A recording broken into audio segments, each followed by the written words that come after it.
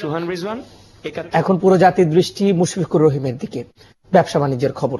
ইউরোপের বাজারে বাংলাদেশি পণ্যকে নতুনভাবে পরিচিত করার প্রয়াসে বাংলাদেশের যাত্রা শুরু করলো বাংলাদেশ বিজনেস কনসাল্টিং বিবিসি। ফরাসি এই প্রতিষ্ঠানটি ফ্রান্স ও বাংলাদেশের বাজার নিয়ে কাজ করবে। রাজধানীর এক হোটেলে শনিবার আনুষ্ঠানিকভাবে বিবিসির ঢাকা অফিসের যাত্রা শুরু হয়। অনুষ্ঠানে বিবিসি উদ্যোক্তারা তুলে ধরেন কিভাবে বাংলাদেশি পণ্য ইউরোপের বাজারে জায়গা করে নিতে পারে। এ বিষয়ে এক সেমিনারে বক্তারা বলেন, একজন গ্রাহকের বিদেশে ব্যবসা শুরুর পথ সুগম করতে বিবিসির অভিজ্ঞতা সহায়ক ভূমিকা পালন করবে।